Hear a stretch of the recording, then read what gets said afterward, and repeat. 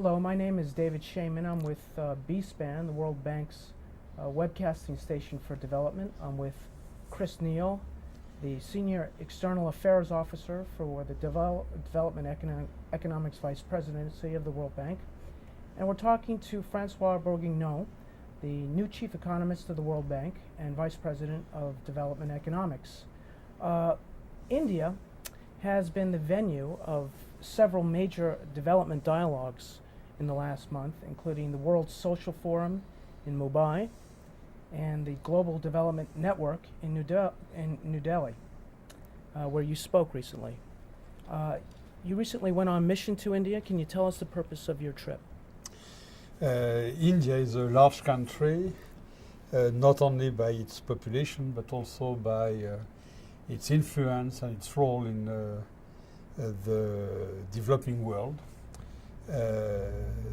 The bank has always been deeply involved in India, and you know that this is where you'll find the largest bank team in any country in the world. So it was only natural for a new chief economist to visit such an important country and to make contact with the bank team there. So this is what I did, and I'm very happy I did it. I thank very much the local team headed by Michael Carter for the very warm welcome and very warm reception they gave to me.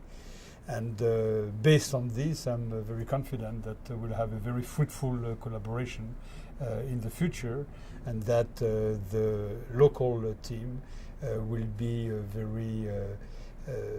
very closely related to the DEC, the Development Economics Vice Presidency.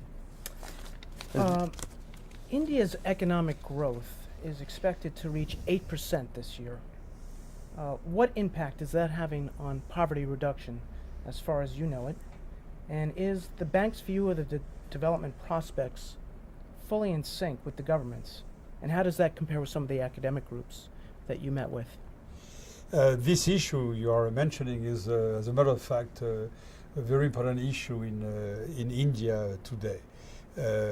And when I talked to academics in India, then many of them had the idea that this very satisfactory growth rate was not translating into a very important poverty reduction.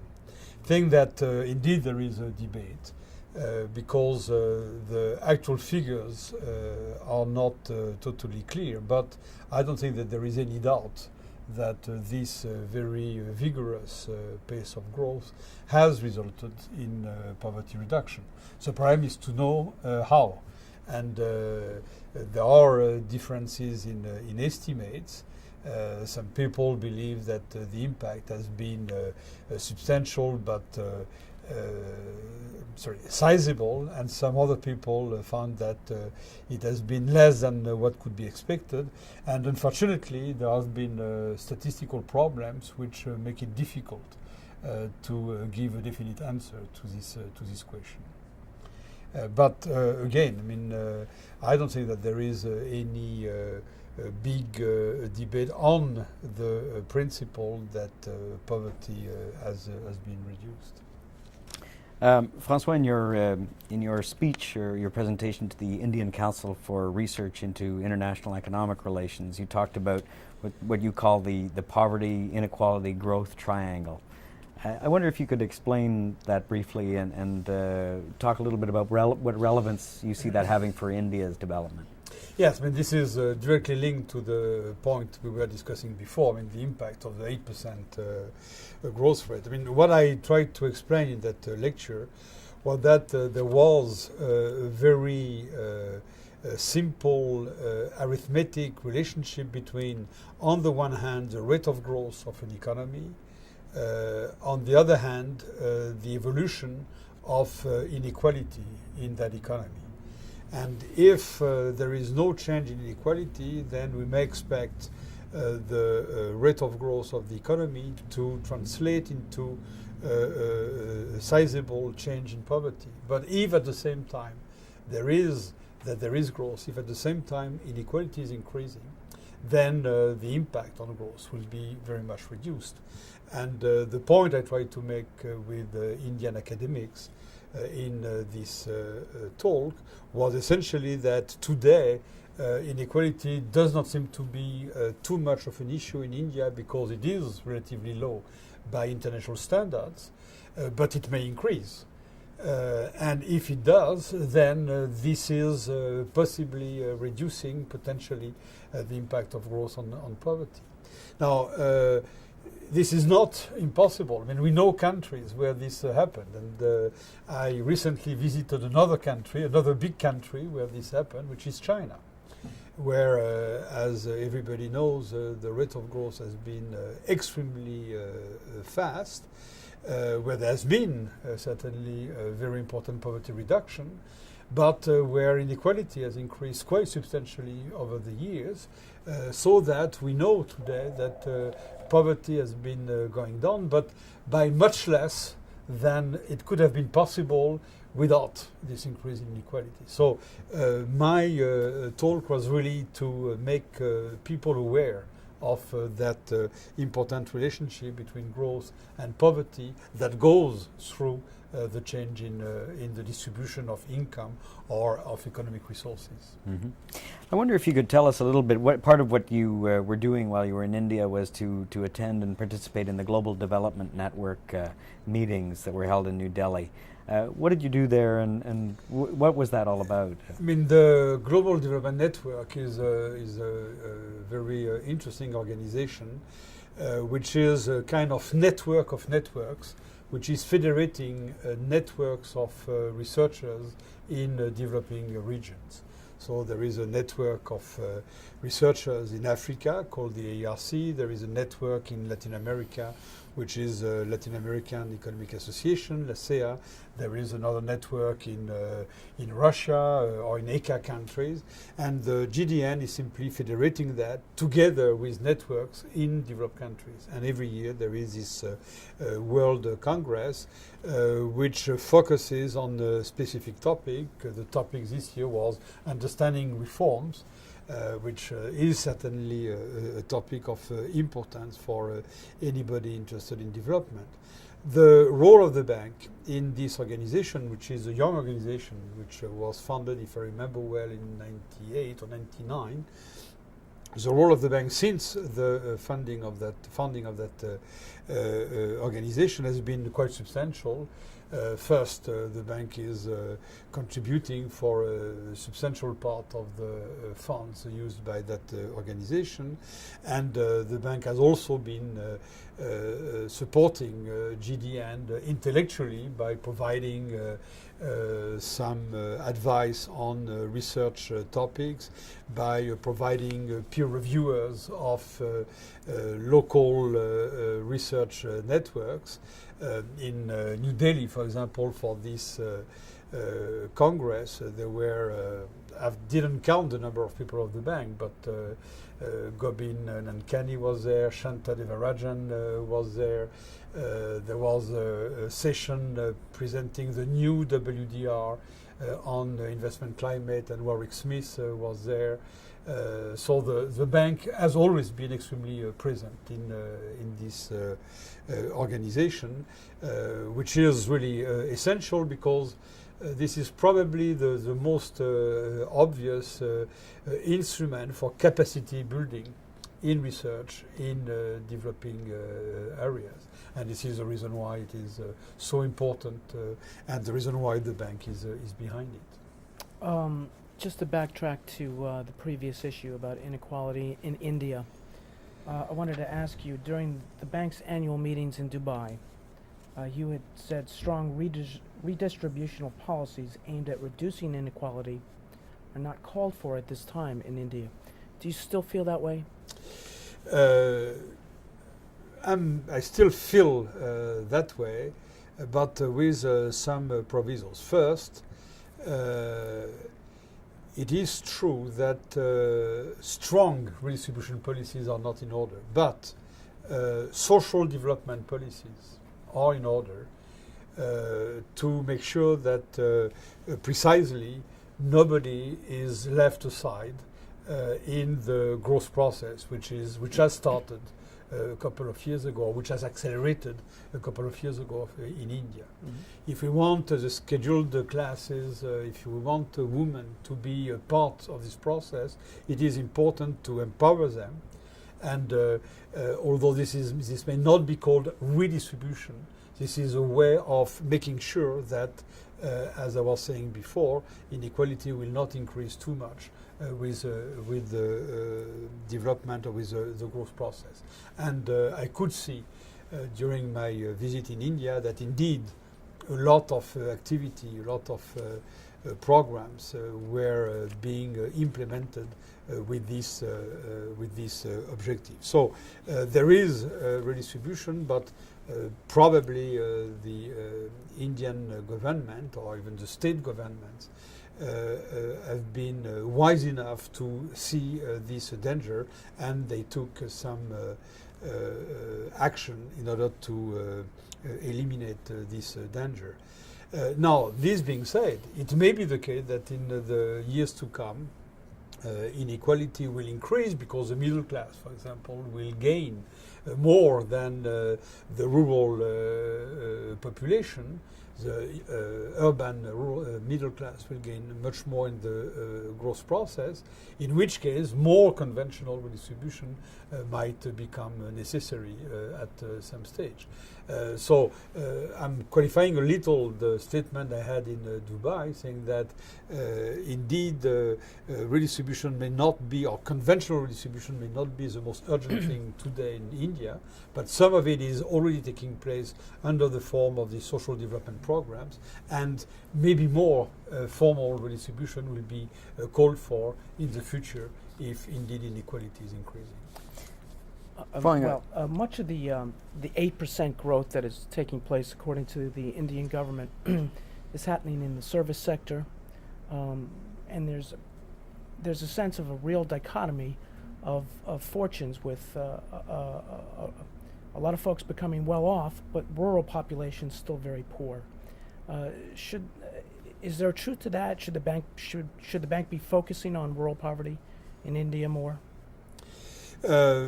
There are two ways of answering this question. First, it is true that traditionally growth is taking place in specific sectors, even in specific regions, areas in a country, and therefore there is something which is almost automatically unequalizing in the growth process, because it tends to focus on sectors or on areas. Now, we may think of mechanisms by which this inequality will be very quickly eliminated if people are able to move from areas where no growth is taking place to areas where growth is really fast. Now, in order to do that, those people must know that if they move from, in India, let's say, from Bihar to Bangalore, or to Chennai or to Hyderabad, they must be sure that they will find a job there. And this is where things are becoming complicated, because they're not sure. If they are totally unskilled with a very low level of education, then the probability that they will be absorbed in those service sectors you are referring to is very low. So because of this may be a source of increasing inequality in the future in India. And what is the solution for that? It is to make sure that people in lagging regions are receiving enough education in order, if it is necessary, if they feel that they can improve the standard of living, in order for them to move toward growth poles in India. But with this process, you see that how inequality may increase if there is no development of education and no investment in human capital in lagging regions. Do you see synergies with China on these issues? Synergies in the sense of complementarity between India and China? Yes, I mean, one very important factor or feature of Indian development, or maybe of the development of that part of the world, is that the trade between China and India has increased quite substantially over the recent past. And now Indians who were seeing China as a competitor, as a kind of threat in terms of economic power for the whole region, now increasingly are seeing China as a fantastic opportunity in terms of trade. And from that point of view, there truly is a synergy between not only China and India, which are the two big countries of the region, but I believe among most countries in that part of the world. In India, as in some other countries, the bank is looking increasingly at lending to individual states at the subnational level. And I believe there's already been a loan to one state, Andhra Pradesh. There's discussion about that possibility with Tamil Nadu. And you visited Tamil Nadu in the south of India. Could you tell us a little bit about your visit down there and your impressions based on that visit? Yes, I mean, this visit was extremely fortunate because I was in Tamil Nadu when the loan that the bank will make to Tamil Nadu was agreed by the government of India. And this is also one of the reasons why the bank team in India thought that a visit to Tamil Nadu was possibly very fruitful for the future, because there will be a lot of collaboration between the state of Tamil Nadu and the bank in the years to come.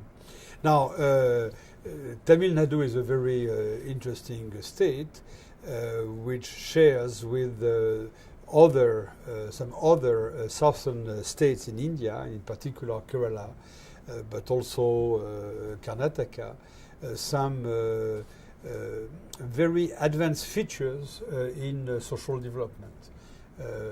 The few days I spent in Tamil Nadu, part of those days, I mean, I spent 2 days in visiting grassroots operations, some of them supported by the bank, others which were the result of this initiative of the state of Tamil Nadu.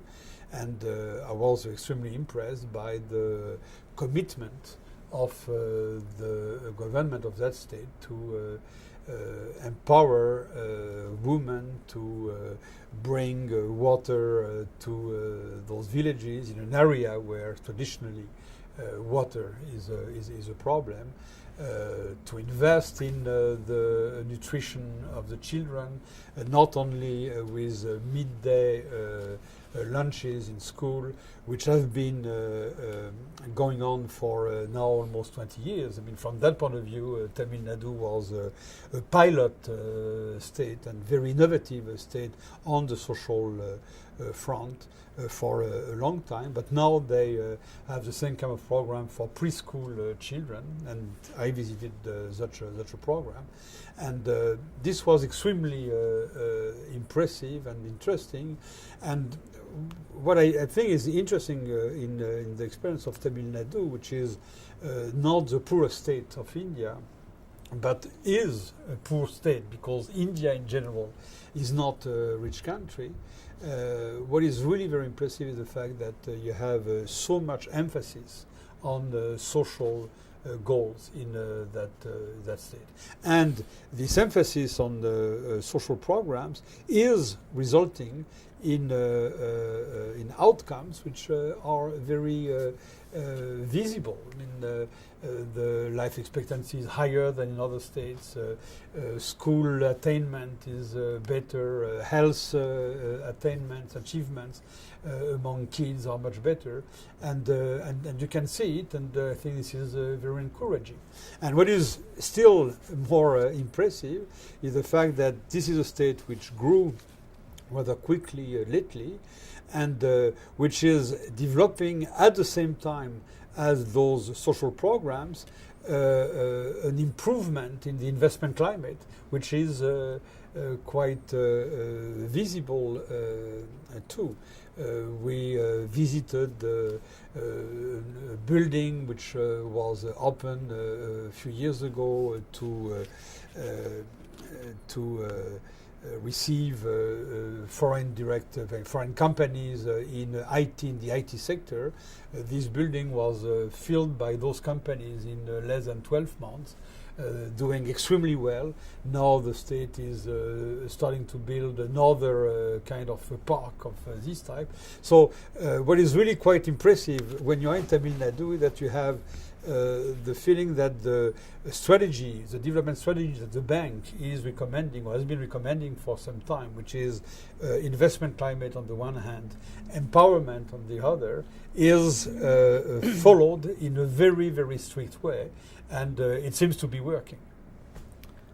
In taking over recently as chief economist of the World Bank, you said you plan to focus more on analyzing the importance of equity and social inclusion in the development process and the way it interacts with growth. Do you see this as the major initiative during your tenure? Yes, I mean, I think that if it is possible to bring the equity topic, the equity dimension, systematically in the way in which we look at development problems, I think it will be an achievement. It will not. This is not something which is terribly original.